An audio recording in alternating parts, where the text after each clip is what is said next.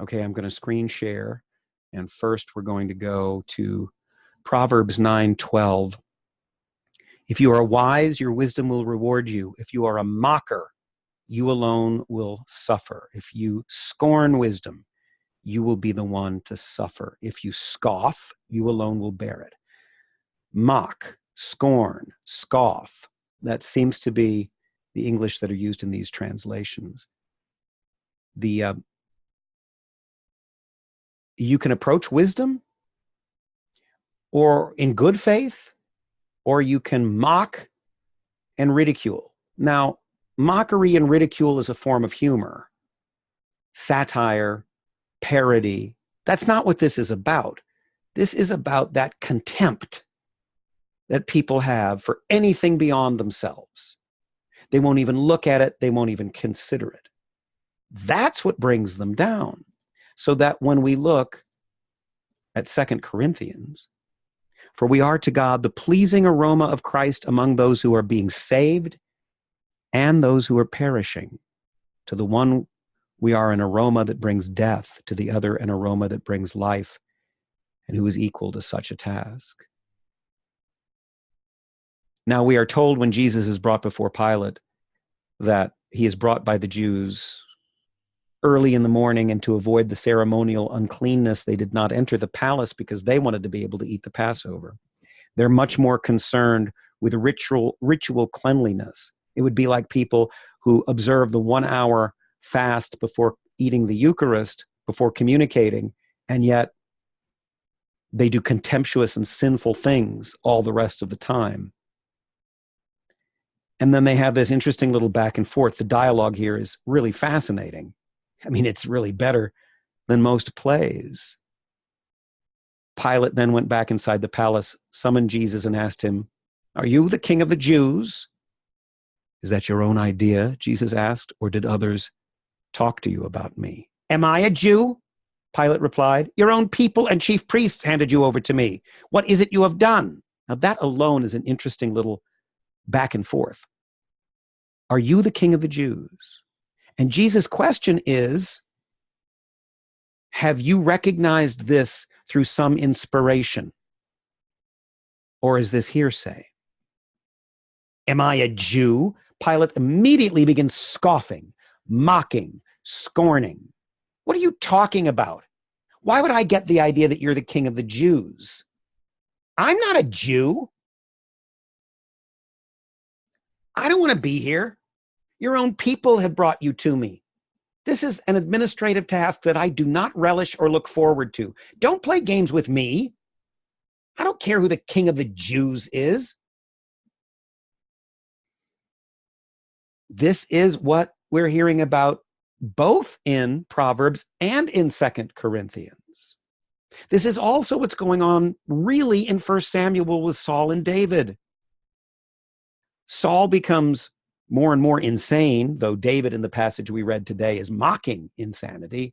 Well, pretending to be insane. It's not a mockery in the sense of that word. David is feigning insanity in order to spare his life. Saul slowly becomes more and more paranoid and crazy, because there is at the heart of Saul something that is contemptuous of God and God's law and rule. Not in the same way. Saul early on is not really mean-spirited. He's just kind of a dunderheaded, selfish oaf. And yet we see, especially with Pilate, we see this played out. This is the sign of contradiction, who will be the cause of the stumbling of many. Why do many stumble on the stumbling block of Christ? Because it's a test, he's a test that reveals whether we're operating in goodwill or not, even toward wisdom. I mean, this is in a sense wisdom incarnate. Back to the Kindle. Jesus said, "My kingdom is not of this world. If it were, my servants would fight to prevent my arrest by the Jewish leaders. But now my kingdom is from another place. My kingdom is not from hence," is another translation of that. You are a king, then. Pilate doesn't quite get it, but then neither did most of the apostles and disciples. Jesus appeared to speak to them in riddles because they're approaching him through this strange attitude. You say that I am a king. You're the one who says it. In other words, you're committing a kind of prophecy without even knowing it. In your contemptuousness and your mockery, you are like Caiaphas, the head priest, who doesn't know that he is prophesying against his will, the way that Saul and all of the people Saul sent to kill David were prophesying against their will. Their own mockery mocks them because they're actually living in a universe where the straight and narrow gets you to the kingdom. And yet they've put their faith into this clever roundabout playing around with words and manipulating one another. In fact, the reason I was born and came into the world is to testify to the truth. Everyone on the side of truth listens to me. Everyone who is of the truth listens to me. But you're only of the truth if, like a child, you approach the truth with singleness of heart. What is truth? Retorted Pilate.